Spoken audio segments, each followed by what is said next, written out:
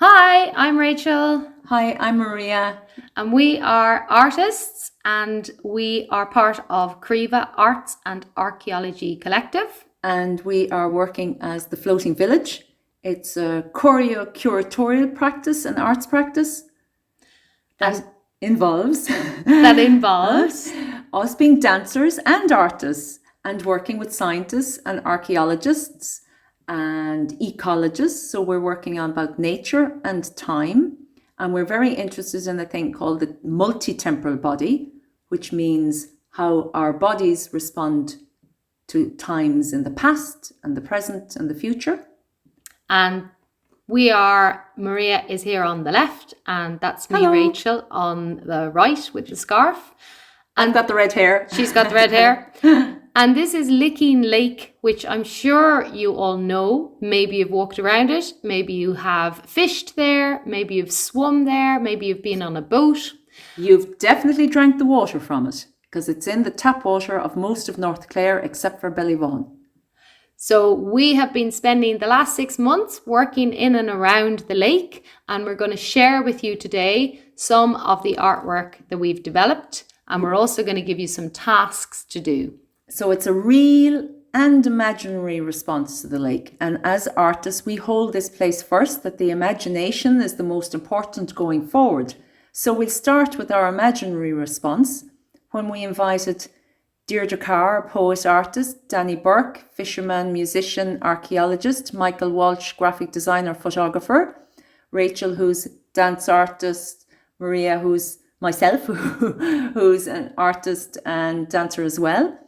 And we gathered and we worked with the fisherman. He brought us out on the boat. We had kayaks, 3 kayaks, and we spent the day playing together on the lake, seeing what would inspire each other, motivating each other, inspiring each other, and creatively responding. And from all of our ideas, we decided to then make a beautiful exhibition, and that exhibition happened not so long ago, and we had invited audience members. We had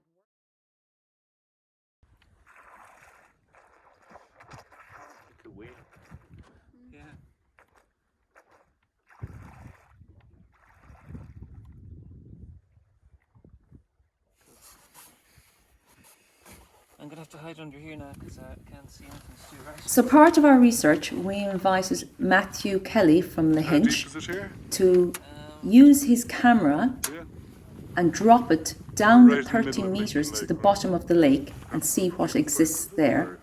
Let's get to 70 metres somewhere. So Matthew is actually using a drone that goes under the water, and it's hydrography is the way he's measuring the water. And then you can see next are these amazing images that he got from underneath the lake.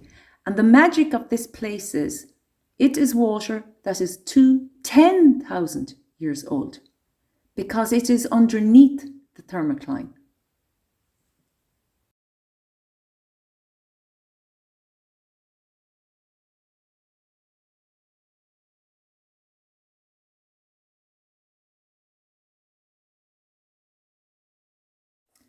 So lakes are very, very prone to climate change.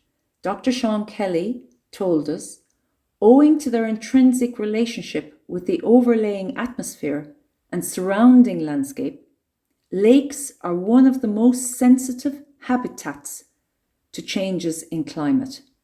And by habitats, we mean an area where animals live, where fish live, where water is influenced, where you and I are influenced by the effects of it, where we all live together. And this catchment area expands beyond the lake into the fields, the forests, the green woodlands, the farms, the towns. All our actions that influence this catchment area pour back into the lake.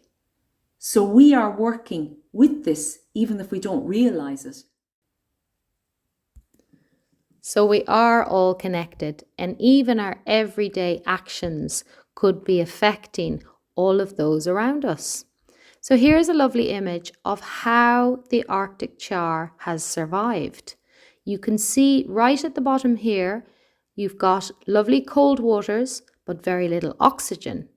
Whereas as you get towards the top of the lakes, you've got much warmer lakes and warmer water, but maybe that's not so healthy for something like the Arctic char, whose only survival is with cold water. And lakes, as Maria just said, are a very good kind of barometer of change. So the first way that we can read climate change and the quickest way to see what's happening is to look at how the temperatures of the lakes are actually getting warmer. So here's the thermocline in my hand. And here's Maria asking the audience here to put some salt in their mouths to see if they can taste the salt inside the body. And this is just down the road in Lisdoonvarna Spa Wells.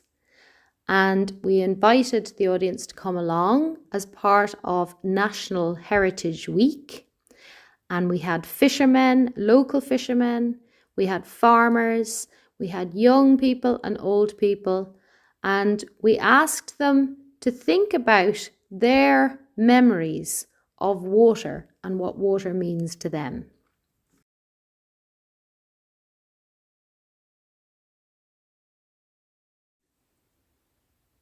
Hello everyone again. In front of you, you have material and charcoal and salt. And now I invite you to take a little bit of that salt and put it on the tip of your tongue. And it makes a little tingling sensation and you'll feel it in your body. And you'll also notice how it brings up lots of water, what we call saliva, in your mouth. And gargle it, taste it. It's quite salty. And the water in your mouth is also salt. And now I invite you to swallow it. Big swallow. Just imagine that water and salt traveling down through your belly, right down to the soles of your feet. And again, it comes back up to the mouth and you taste it alive and bubbling in your mouth. The same salt that's in the sea,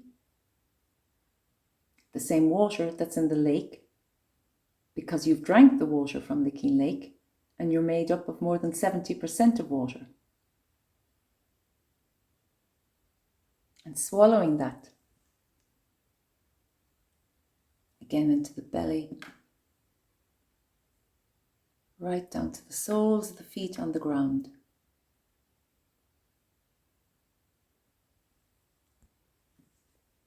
We're now going to listen to a poem, Chant Arctic Char, that Deirdre Carr wrote in response to the Arctic char that lives at the bottom of the lake in Lickeen Lake, or maybe they don't. The lake remembers your slippery sequenced Arctic char, body swimming up through the silver water stuff, and occasionally your fin was seen like a sail, now an old emblem, extinct image, imagine, that causes a melancholy tear over how quickly you have vanished and were no more, or have you vanished?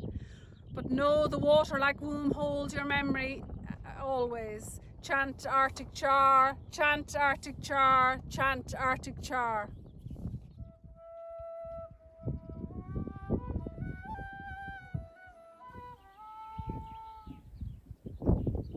So listening to this echo across the lake, we wonder, does the sound sink down into the lake, past 10,000 years, into the Arctic char? Maybe they are listening. What do you think? Who is listening? So we're going to open our eyes softly across the lake to look and listen to Danny Burke, who's performing his Ode to Lickeen Lake flute piece. And listening to that, we're going to imagine the echo across the lake.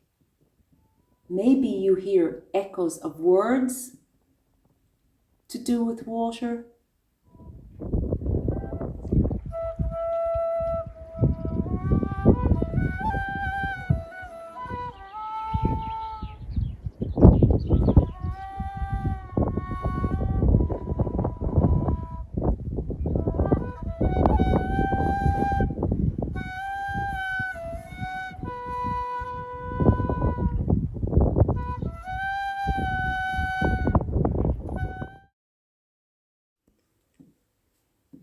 So now that we've seen how the scientists have developed research on Lickeen Lake, how the musician and the poet and all the artists have developed images and text and songs about the lake, what we would like you to do is write down your own words or images on the sheet that we've given you here using the charcoal.